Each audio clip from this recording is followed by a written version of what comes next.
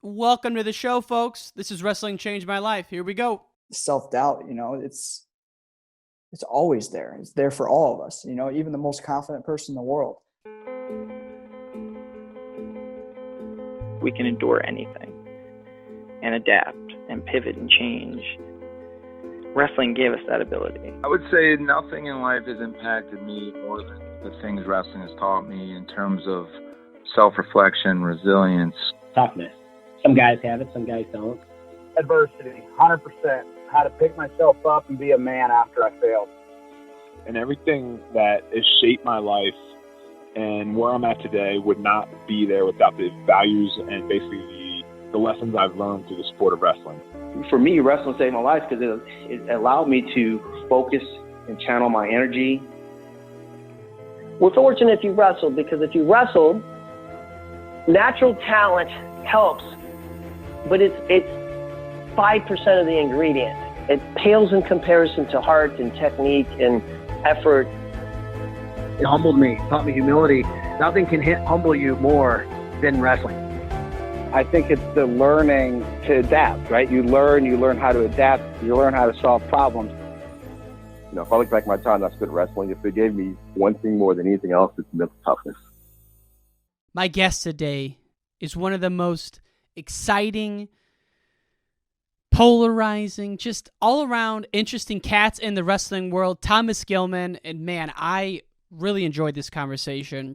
I know you will as well, folks. For those of you living under a rock, Thomas Gilman is a multiple-time World Team member, a 3-time All-American for the Iowa Hawkeyes, a World Silver Medalist, and now he's training out at the Nittany Lion Wrestling Club. And he's getting married this Friday, folks. So let's give it up for him. Fan of the week goes to my man, Gable Verschoor out of Iowa City, Iowa. Thank you for the sticker purchase at our online store, store.wrestlingchangemylife.com. So thank you, Gable. Keep on keeping on, my brother. Last but not least, folks, if you want to hear more from the show, please go to wrestlingchangemylife.com. You can also find us on Instagram, Wrestling Changed My Life. I'll be posting video clips from this interview. And on Twitter, it's Ryan_N_Warner. And that's it, folks. Let's give it up for Thomas Gilman. Peace. All right, Thomas Gilman, Scott Catholic's finest. Welcome to the podcast. Thanks for having me, bud. Absolutely. So I know you're a historian, and we're going to talk about books. We're going to talk about World War II, but I thought it was interesting that your initial fascination with World War II started with your grandmother. And, she's a lady who had one job, worked 40 years without missing a day. Is that true? Yeah, you do your research. I wanted to see where it all started, man. I've heard you talk about all these experiences with your grandpa and with your father, but I hadn't heard the one about your grandmother. So talk about her impact and how that still stays with you. Yeah, so just a very humble woman. She grew up in Germany during the Nazi times, I guess. And she lived through the war and immigrated here in the 50s. My grandfather, her husband, was in the Army, but in Korea. And he got wounded in Korea, went to an Army hospital in Germany. They met there. And then she came to the United States kind of on a whim a little bit because she didn't speak English. She didn't speak English and he didn't speak German. So how that worked out, I'm not sure, but I'm thankful for it. And she came here and she wanted nothing more than be an American and be a good American. And she learned the language and got right to work. And she had that same job, one job, her only job. She worked at Napa Auto Parts in the warehouse, stocking the warehouse. So it wasn't easy work by any means. So I look up to her a lot. Just I could probably take a few more pages from her book as far as humility. She puts her head down and works. Sometimes I like to run my chops a little bit too much. So no, that's you talk about that age. Those are like just salt of the earth people who got things done. And I even heard something as extreme as that you used to show up for every high school workout like 15 minutes early. And I imagine that all comes from her. Yeah, I mean, if 15 minutes early is probably too late for her. Even, she was never late, still never is late, it's just, it's something you don't find anymore. Those people are few and far between. So I think it's our job, my job, to kind of bring that back and instill that in our society again. So knowing that people who think like you are rarities in this day and age, and thank God we have people like you. If you ever go into coaching, how do you think you're going to manage that? If you see some kids who aren't living up to that standard, do you ever think about that? Yeah, I think about it all the time. Obviously coaching's the natural path, so I think about that, and also how you're going to deal with these kids, and not only kids you're coaching, but your own kids, one day when we have them. So you want to run a tight ship, but you got to run it the right way. You don't want to be too hard on them right away. You want to maybe, because I run in this a lot, even when I'm doing camps is, I jump on these kids maybe too early. I don't give them a chance to maybe correct themselves. I don't say, hey, you're late. Don't do it again. I'm like, you're late, get on them right away, too fast. So just kind of like take the nice route first and say, hey man, you're late. Don't let it happen again, and try to explain why it's important too. Not just like, cause I was one of those kids too, where, I would follow instructions. I would follow the rules, but I want to know why, so I think more and more kids are like that. I don't think kids are so as rebellious as we think they are. They just they're questioning things because they have more access to information. So just give them the reason, why it's important, not just for your wrestling, for the community in the wrestling room, but also in your everyday life. It's important. Your time is not worth any more than this other person's time. And when you show up late, you're pretty much saying your time's worth more than theirs. So, and that's not very respectful. It all comes down to respect too. It's kind of all stems from principles. So just explaining the back end of it and try to get them to come around themselves. And if they don't, then you got to bring the hammer down eventually. And when you went to Russia, I know you've spoken about it a lot, so I'm not going to repeat those questions, but what was the temperament for the youth practices? Because sometimes you hear that there's really no structure. They're just kind of play wrestling. Other times you hear that they're bowing before practice. What did you see with the youth wrestlers when you were in Ossetia and Dagestan? It was very different between Ossetia and Dagestan. In Ossetia, I only witnessed like the very, very little kids that were just like, they couldn't even tie their shoes yet. And that was interesting to me because it was very just fun. They're just getting them in there. They weren't even really practicing, wrestling as we think it. It was more just getting to know their bodies, doing some somersaults, cartwheels, attempting, duck walks, stuff like that. So it's more like a gymnastics class. And that's kind of like the status quo there in the Soviet, ex-Soviet nations, is they kind of start every sport with their gymnastics system. And then once they get that body control, they'll move them into actual sport. Not that gymnastics is an actual sport, but more your discipline. But in Dagestan, man, it was more, little older kids, a little bit older than first year wrestlers. They're actually wrestling and stuff. And they run a tight ship, very tight. If they're mouthing off, if they're not paying attention, they get whipped. That's not an exaggeration. They got a little stick, not hard, nothing like abusive. It would be abusive here. I don't think it's abuse. If kids mouthing off, you need to put them in place. There you go. I'll probably get in trouble for saying that. Is it similar to the senior practices too, like the structure? I assume it is. I didn't really pay too much attention to as far as the structure. I was just more fascinated with the interaction between the kids and the coaches and how the kids, how attentive they were and respectful. They're kids too. That their attention span is very little. So they're talking to each other, they're goofing off, but for the most part, they're hands behind their back, nodding. It's not like practice here. These kids, they're there for a reason and they know it. Were there parents there? No, I don't think I didn't see many parents in Dagestan, period. These kids just running around. They're crazy. It's a wild, wild west out there. It's different. And so did you do that trip the same time you went to Eureka, or was that two separate trips? Two separate trips. So that trip to Dagestan was when I went for those 3 weeks last October. So I was in Ossetia and then went to Dagestan twice from Ossetia. But Eureka was the year before that.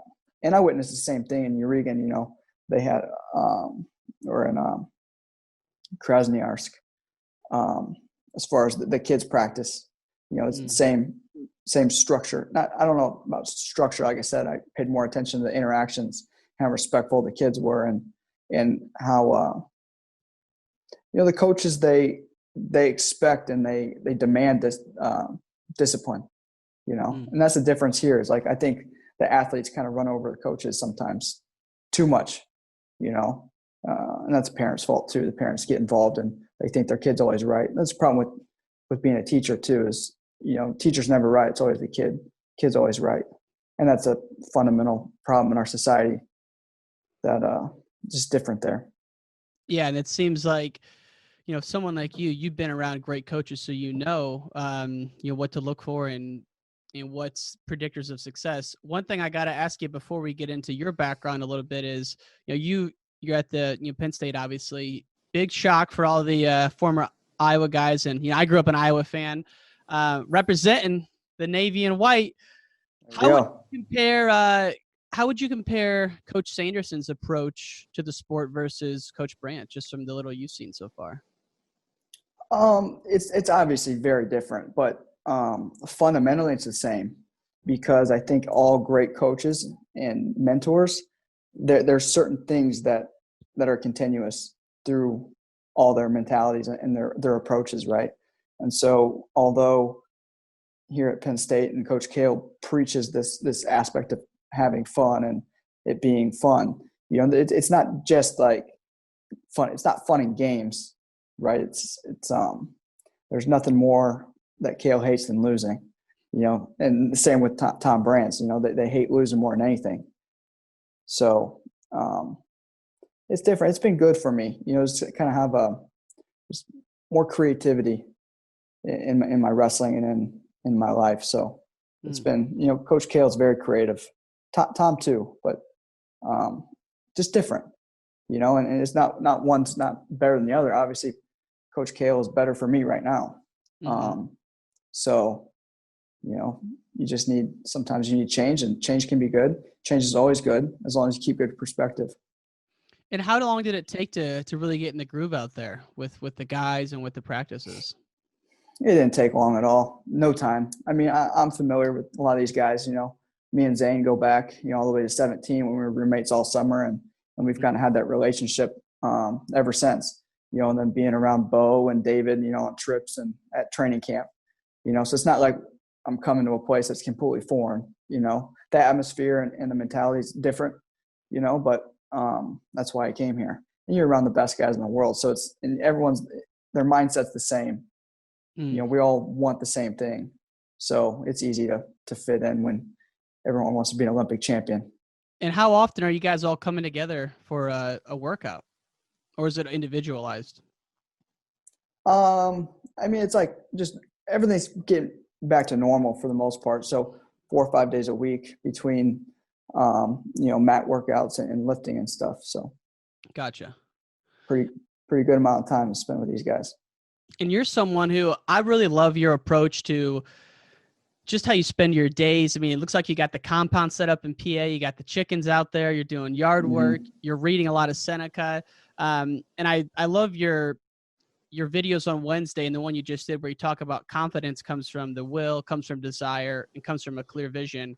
How old were you, and when did your clear vision of wrestling start? Like where you really knew what you wanted to do? Oh, it started right away, I think. For as long as I can remember, I had this vision of what I wanted to do. And I think that I'm learning more about it now, that I've always wanted to be a world Olympic champion. That was the goal. I never set any milestones or process goals. You know, I always had just this end goal. So looking back at my career so far, I never set a goal to be a national champion in college. obviously that's the goal, right? You want to win every match and compete hard and be a national champion, 4-time national champion, blah, blah, blah. But I never actually sat down and wrote that down. I want to be a national champion. I look back at my journals, through college, through high school, World Olympic champion, World Olympic champion, World Olympic champion. It never crossed my mind to be a national champion. And maybe that's why it never happened. So just something to think about, for me. But as long as I can remember, so far back that I remember, I wanted to be an Olympic champion in freestyle, Greco, and folk style. Like, I didn't even realize that folk style wasn't in the Olympics. And then you get a little older and you're like, you're stupid. Like, folk style is just in the United States. So then I kind of wrote off folk style for the longest time. It's just something I had to do during the winter to get through to the summer where I can win an Olympic gold medal, And then it's like, well, if I'm going to be the best in the world, I got to pick one. It's got to be Greco or freestyle. And I have to do folk style because of high school and college. So I probably should pick freestyle because it's more, I can do it more. Mm-hmm. And then ever since, it's just been, the rest is history. Well, I guess I'm writing the history now. You're still in it, baby. That's the exciting part is, and you were someone who was coming into 2020 blazing hot. And so the delay probably impacted you. You were right there, like you weren't coming off an injury. But knowing that you had that extra year, how often, even back in the day as a kid, were you visualizing matches or techniques? All day, every day. I mean, it was nonstop. Once I got hooked up with YouTube, it was like game on. And just always, my fiance, soon to be wife, gives me a hard time sometimes. Like, if she's in another room, I'll be out here, trying to work through things in my head. She's like, what are you doing? Whether I'm out there shadow wrestling or just sitting here kind of, people think that, we as wrestlers, we just daydream, our minds kind of wander, whatever. That's not the case. What we're focused on a technique or a position that we're thinking about, even, in class, I'd sit there and just like, not that I was bored in class or I didn't want to pay attention. It's just I was preoccupied with trying to figure out how to finish the single leg on this guy. He's got a deep shin whizzer on me. How am I going to finish it? So you're kind of running that through your mind, and it's nonstop. And the difference between good wrestlers and great wrestlers is, how often do you think about wrestling? Everyone wrestles hard. Everyone practices. Everyone shows up. Everyone does wrestling, right? But how much time are you putting into thinking about wrestling, studying wrestling, whether that's film, reading about guys, thinking about it? Are you hitting your 20, 30, 40 shots before you get out of bed? Or are you hitting your shots until you fall asleep? Some people count sheep. I count single legs, So I don't know where we started there, but no, I was just wondering what the visualization was, and in the sense of, has it always been all consuming, or was there a turning point where it really clicked? And it sounds like it's been kind of from the early days for you. It's been as long as I can remember. I just think about it all the time. Even when I'm here digging these posts in for my fence, and I can go back to every single post and I can tell you what technique I was thinking about. People say it's mindless work, but it's not mindless. My mind's I'm occupied. So, and when you sit down to meditate or pray or however you want to call it, to me it's the same thing. Is that something where you're doing it every morning, or does it just happen throughout the day? I'll make a distinction here. So the prayer happens in the morning and evening. But I think I find myself praying, throughout the day too. And something funny happens, or you're just like, man, that's a beautiful sunset. You just say a little prayer, but the meditation, as far as like the wrestling goes, like thinking about technique, it's just random. Maybe I'll just get anxious. Like, oh, what was I just anxious about? Oh yeah. I couldn't finish that high crotch. The guy sit in the corner. So I just kind of like sit down for a second and just think about it. Just run it through my head, figure out, some ideas, take it to practice, see if it works. So it's both, so sometimes there's like deliberate, like, hey, like especially, in the mornings or evenings, as far as the wrestling goes, I'll hit, let's say I didn't have a great day at practice, maybe the guy whooped up on me. Or I wasn't able to finish this shot, or the guy was getting me in this position, beating me inside. I'll just sit there and run run it through my head 50, 60 times, just trying to, get that just right, because you can only do so much physically. So you gotta close that gap and fill in the space with that mental work. So it's both. Sometimes it's random. Sometimes it's deliberate. And how does that matriculate into like self-talk 20 minutes out from a match? Where are you at there? Are you zen? We're not saying anything, or you have a little routine you run through? Oh, I'm always talking to myself.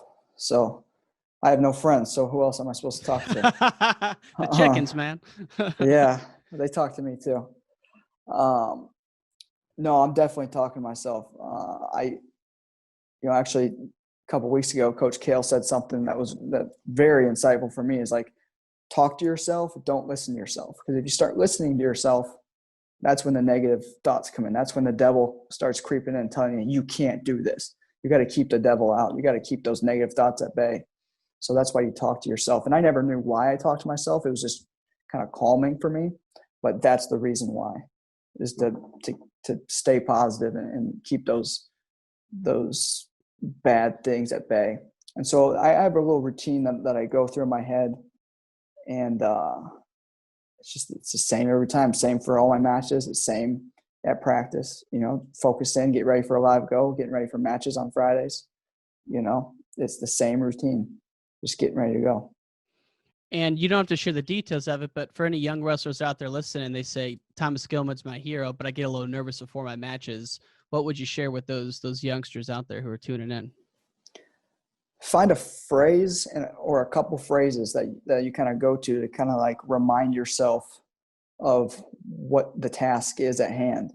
So something as simple as hands, feet, moving your hands, moving your feet. That goes back to Terry Brands. Give him credit for credit, or credit where it's due, right? Because I have a tendency to move my hands but not my feet. So hands, feet, hands. Just a simple reminder to yourself. It can be anything, whatever feels good for you. I have certain phrases that I say in my head, and also I have a prayer that I say right before I take the mat. And nothing. People might ask, well, what if it gets interrupted? It doesn't get interrupted. You don't take that mat until you're ready to go. And I'm always ready to go, but I don't take the mat until I'm ready to go. And that's one thing I do before I take that mat, is I have my kind of phrases and the way I kind of talk to myself. And it's not like self-talk where, oh yeah, you're talking to yourself. It's just phrases like over and over and over. And then you have your prayer, get ready for battle.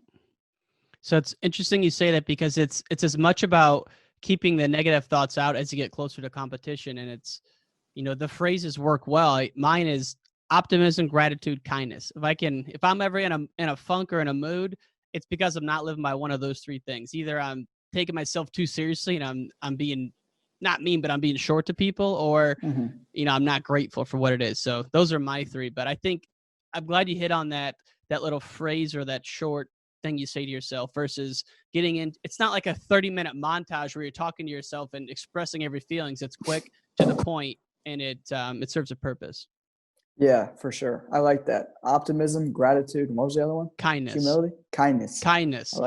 Yeah, sometimes you take yourself too seriously and you're like, what is, I'm getting ready for a podcast. I can take 10 minutes to talk to my mom, because I like to do things in chunks. It's like I got 3 to 4 2-hour blocks a day, and I don't like those 2-hour blocks to get interrupted. And so if I'm in the middle of a prep for Thomas Gilman and I get a phone call, I don't need to be a dick on it. I can just take myself not so seriously and take a phone call. It's like, right. Yeah. Sometimes I get a little unreasonable about my windows being chopped up, and I don't like that.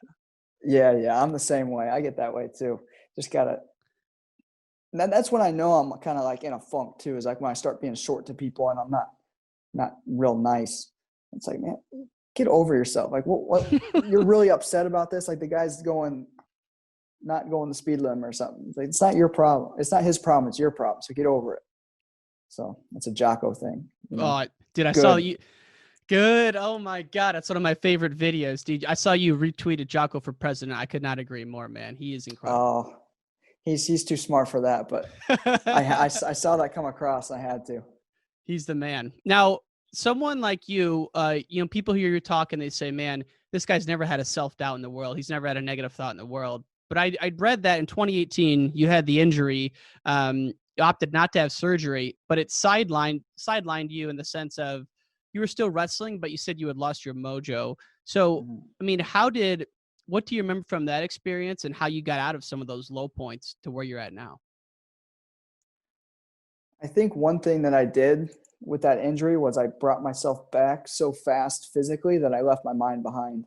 And so I think I didn't realize how much I was hurt mentally and emotionally. And that's where your mojo's at, right? You can do it physically. I mean, I did it physically. I came back and I was able to wrestle. I made the world team. I got 5th in the worlds. Nobody thought I was going to do that. Nobody. I don't care what anybody says. Nobody thought so. Only me. But my mind just wasn't there. I didn't know why. I had no idea that I wasn't working on my mind.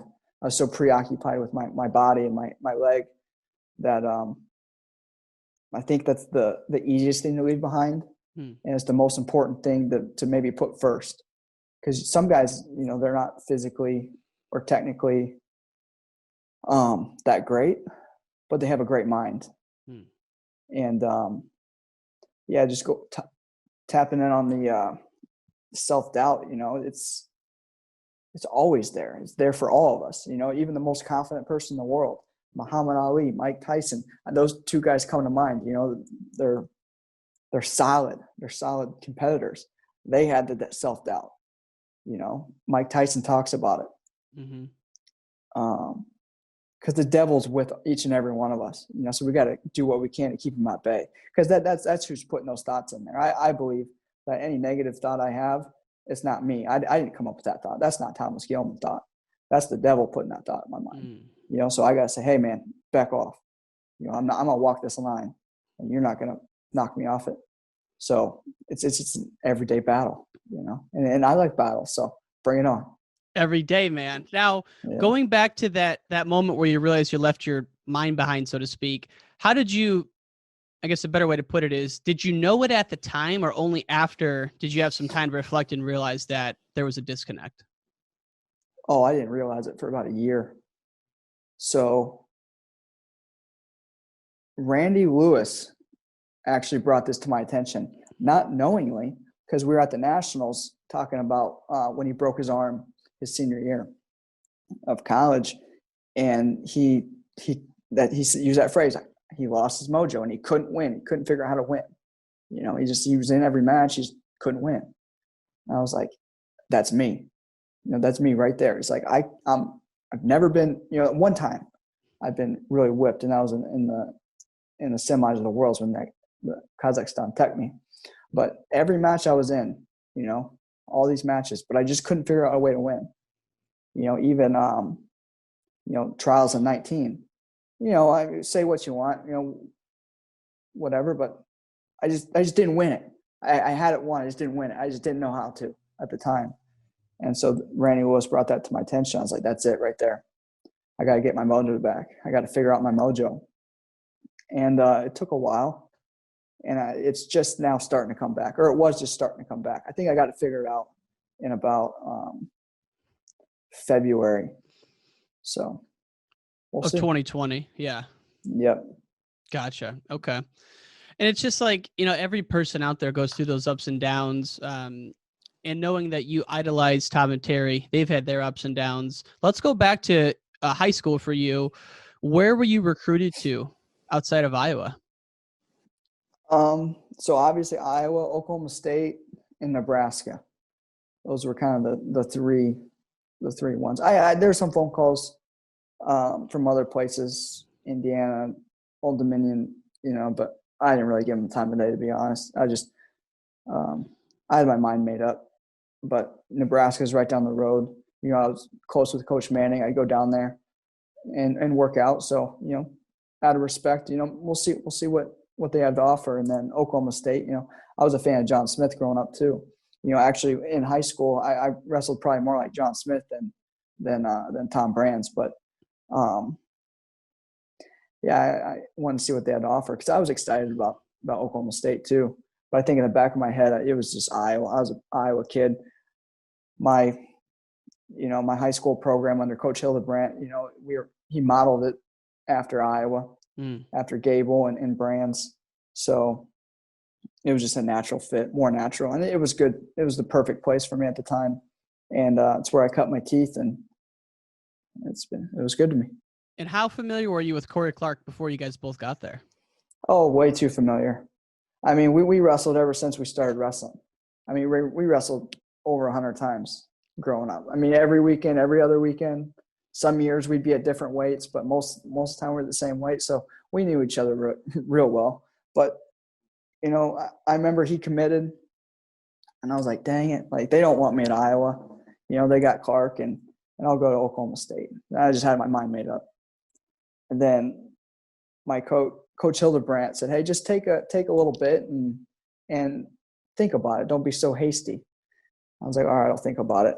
And I remember it was kind of right when I was starting to get really deep into the Russian wrestling, and Satiev and Fedzayev and all those guys.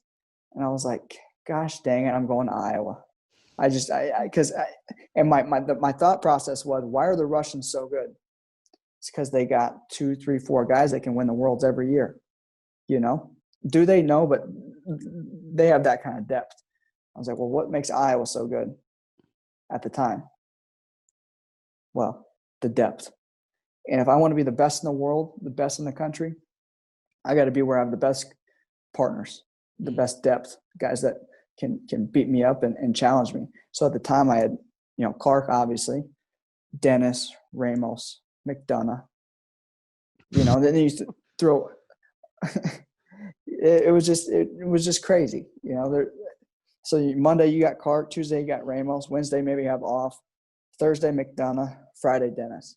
It's like, how could I not get better? How could I not be the best? So, and that's kind of what I was looking for, coming here to Penn State was I just didn't, I needed to find guys that would challenge me and beat me mentally and physically, so I had certain guys at Iowa, but it just wasn't right. So coming here, it's just, you got Nick Lee and RBY and Rutherford and company. So it's just, well, and I mean, Penn State's never been known as a 125 powerhouse, whereas you and Iowa, they've been the dominant force at 125 for a while. So have you been involved in recruiting at all, or has it mostly been just Thomas Gilman work so far? Well, I think that's probably pretty illegal for me to do some recruiting, but I'm not sure. I do, I help out everybody. I'm not a selfish person. Yeah. When it's time to go, it's time to go, and I'm going to get myself ready. But in my mind, if I'm bringing good energy to the room and I'm competing hard and I'm, enjoying myself, then it's going to bring the energy of the room up. So, it's hard not to help guys. Like maybe that's my ego too. It's like I want to get my hands on some of these younger guys, these littler guys, and make them better. Because that might make me look good. But I just want to make everybody around me a little bit better.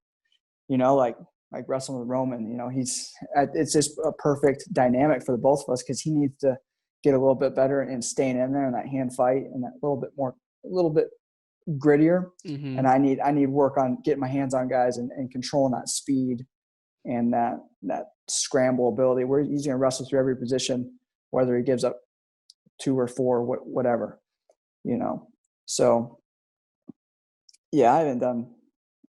I don't recruit. And when I say recruiting, it's not like you're like making phone calls, crap like that. But I'm just saying, like, to have a 125 guy in there who's, a multiple time world team, you would think of the back of some of those PA kids that would impact things. But yeah, for sure. I mean, it's going to be good for our program here at Penn State, to have me here. Because maybe guys, they're smaller guys. They're like, well, maybe I have these partners, but they're more of a middleweight school now that I'm here, and it's going to change a lot of kids' minds. It's exciting. I mean, no matter what weight you're at, why wouldn't you want to come to Penn State with Cael and company? Because you got Cael at the top, our general, he Olympic champion. You got Varner, Olympic champion. Snyder, Olympic champion. Like, do I got to keep going? Snyder, world champion. David Taylor, world champion. Gilman, world silver medalist. Rutherford, multi-time world team member. And it's only going to get better. So just looking at the energy of the room, it's just, feeling it. It's unbelievable. I hate driving downtown and driving by rec hall and not going to practice. It sucks. But luckily I practiced today, so I don't got to drive by and not go. And that leads me to something I was eager to talk about. You're a man of discipline, and you talk about you have practice today. What's a day in the life for Thomas Gilman? What time do you wake up? What are some of the first things you do to start your day? I usually try to get up before 7. Sometimes it's closer to 7 than I'd like, but I've been trying to balance it. I used to be a 5:45, I'm up, but then I have to take a nap, and I need more sleep than a lot of guys. I'm not like Jocko. I'm opposite. Jocko needs like 4 hours of sleep. I need like 9. I don't know if it's because I'm training or what, but I feel better when I get about 9 hours of sleep. So I try to go to bed a decent hour and get up before 7, because I like to be up right when the sun's coming up, right about now. In the summer, it's like 5:30. It's early. Mm-hmm. But I'll get up, I'll have, drink some water and my green juice and kind of just chill out for a little bit, make some coffee, try to have a slow morning, for about 45 minutes to an hour, listen to some news. I always try to get a good balance in my life. In the mornings I'll listen to NPR because sometimes it's hard for me to listen to NPR. So I'll do it first thing in the morning and then I turn it off and I'll maybe go to like Glenn Beck or something like that, when he comes on the radio a little bit in the afternoon, but I try to get both sides, and then, just see what there's to do around the house. Like today practice is late, 3:30. So I didn't this morning, but go for a run, just get moving, nothing crazy, just a couple miles, 30, 40 minutes. I have a rower downstairs, do that. But I'm leaving tomorrow. So going to Iowa to get married. So there's some stuff around the house I had to do, finishing the fence, making sure the chickens are all squared away. I had to put some netting over the top of their run, because I'm not going to be here. So just trying to keep the hawks out of there.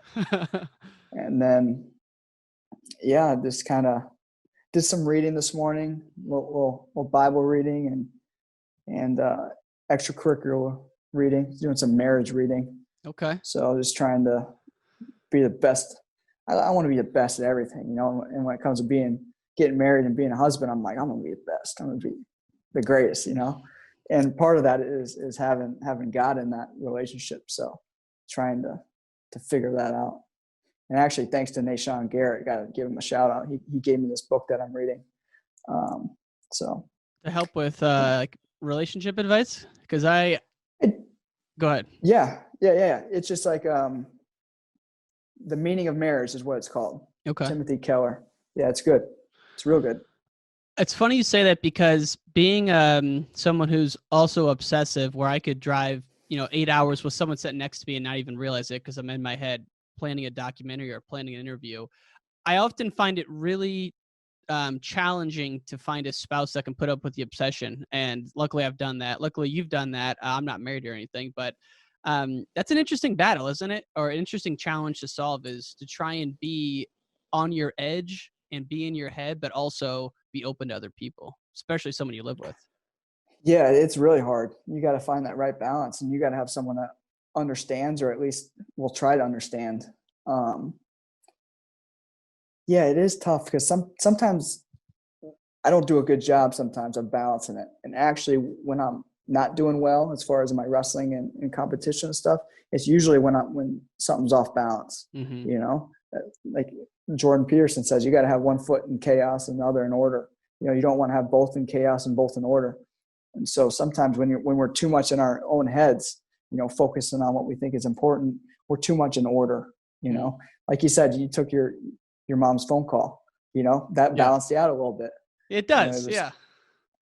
So it is difficult. You got to, like you said, don't take yourself too seriously and make time for other people, because at the end of the day, that's what it's about is community and helping people and just being humble.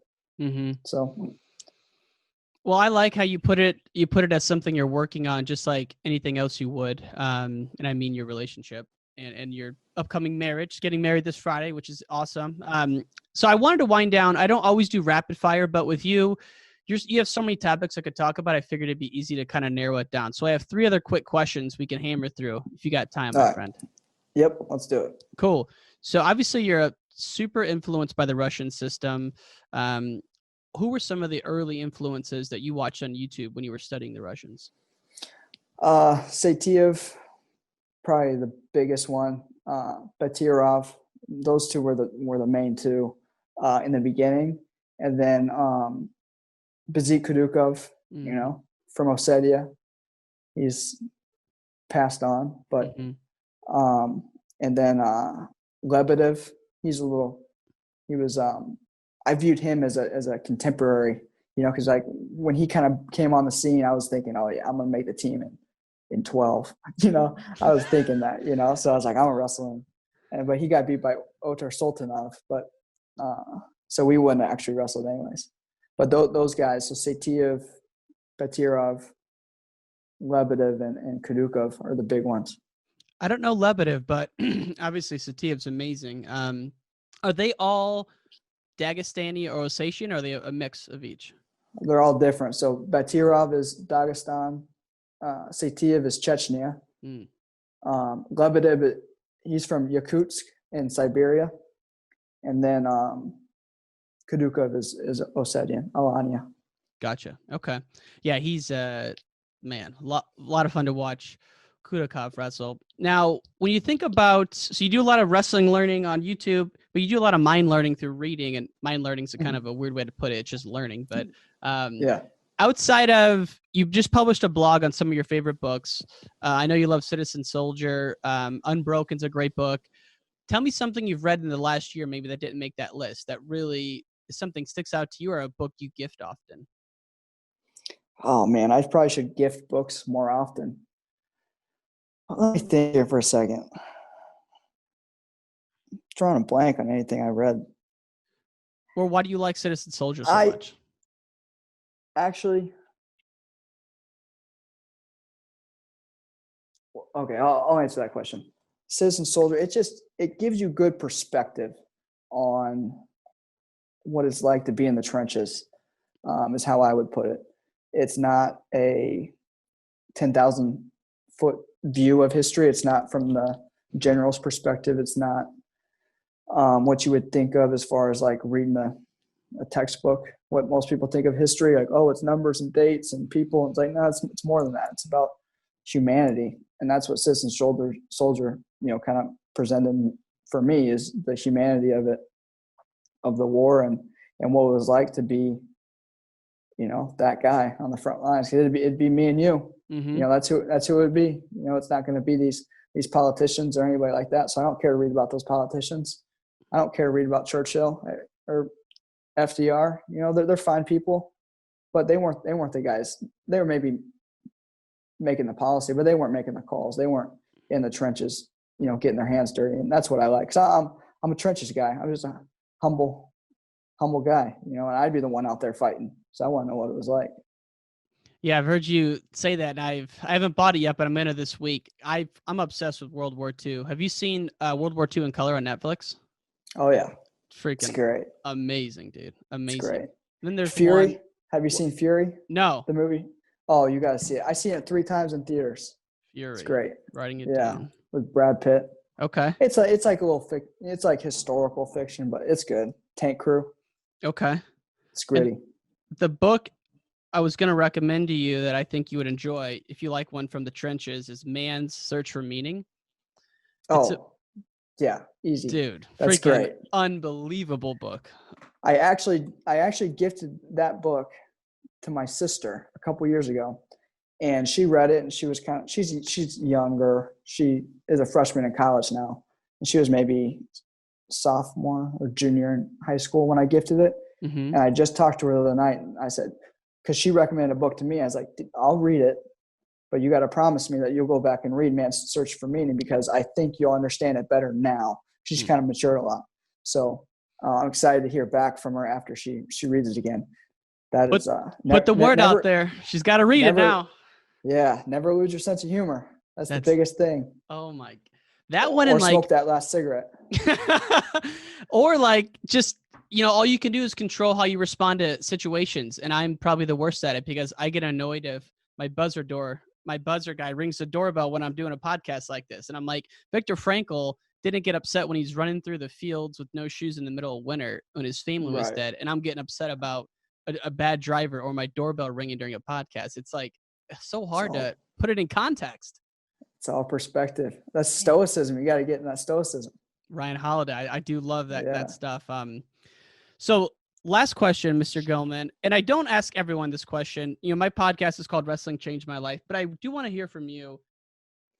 How has wrestling changed your life, or how has it shaped and molded who you are today as Thomas Gilman? I think it's given me a sense of direction. It's kept me out of trouble. It's helped me make the right decisions. Just because I think, just being a young man, there's a lot of distractions and a lot of forks in the road, and you can make the right or wrong decision for you. I don't think there are wrong decisions, actually. I take that back. But just helping me make the right decision, because there have been times in my life where it would have been hard to choose if to go the right way or the wrong way. And it was more tempting to go the wrong way, but I had this weight, this anchor to pull me in the right direction. That was wrestling. It keeps you disciplined in your lifestyle and your diet. It keeps you disciplined in your lifestyle as far as, drugs and drinking alcohol, which I condone drugs, but, not going to sit here and say I don't enjoy a beer or two, but moderation is key. How to treat people, how to really respect people, how to respect yourself, how to work hard. Luckily I had some good mentors and family members, grandparents that taught me how to work hard too. But I took that and applied it to the sport of wrestling, and it's given me an outlet. Sometimes I tend to get angry and been out of shape and upset. And I kind of take that energy and direct it to something positive instead of going down and beating up the frat guy or something. Mm-hmm. So. Do you ever feel that it also gives you a reason not to feel guilty about being like an obsessed outcast on society, which everyone I know who wrestles is. And I feel like without wrestling, you just would be running around, not you in particular, but we as wrestling world would be running around like islands of misfit toys without, not knowing that it's okay to be this obsessed with one thing because people like Tom and Terry did it their whole life, Yeah, I think that would be a terrible world if we didn't have wrestling. I mean, you have all these high-strung guys we would need a war or something to keep us busy, because I can't imagine it's like a dog, if you don't give it a job or you don't keep it busy, it's going to find something to do that you're probably not going to like. And so, we're all just dogs, so we got to have some kind of direction. That's it, man. Thank God we have it. And thank you for your time today, sir. I know you have thomasgilman.com, which Justin Bass just said it looks awesome. I know you're working with the Shot Sled. Any other sponsors or people you want to plug before we hop off here, my friend? Scrap Life, my apparel sponsor and shoe sponsor. So if you're looking to get some Thomas Gilman gear, some T-shirts or sweatshirts or sweatpants, check out scraplife.com and grab that stuff there. Nittany Lion Wrestling Club, we're having another event October 20th. I will not be participating because it's 4 days after my wedding. So I want to be, that's one of the reasons I chose not to compete this weekend was, me and the coaches talked, and it maybe was best to be present and focus on the wedding. So with an event coming up 4 days after, we thought the same thing. So, but tune in to support my teammates and the club October 20th on Rockfin. Make sure you sign up through the Nittany Lion Wrestling Club Rockfin thing, because I know people are out there scamming people and scamming us, and I don't take kindly to that. And I know Cael doesn't either. Mm-hmm. So you might not mind me on your bad, or might not mind being on my bad side, but you don't want to be on Coach Cael's bad side, because he's a lot more important than I am. But that's it. Maybe I'm starting to get settled here in Pennsylvania, and after the wedding, I should, fire out some more blogs. People have been, mainly Adam Fellers has been on my butt saying I need to get a blog out there because I think he's bored and needs something to read. But yeah, hopefully something be coming soon. Dude, if nothing else, just transcribe yourself talking and we'll find someone to type it up because I know it's hard to sit down and type that stuff. But that's a fun of it. I was a history major, so I like writing. There you go, man. Well, I enjoyed reading the 2 blogs you have. That's thomasgilman.com. Thank you for your time, sir. Best of luck this weekend, and we'll see you again soon. Hey, thanks very much, man. This was great. Appreciate it. And all great things must come to an end. If you want to hear more from the podcast, text WRESTLE to 555-888. That's WRESTLE to 555-888. You can also find us on Instagram, Wrestling Changed My Life, Twitter, Ryan_N_Warner, as well as our website, WrestlingChangedMyLife.com. Take care, y'all. Take care, y'all. Take care, y'all. Take care, y'all. Take care, y'all. Take care, y'all.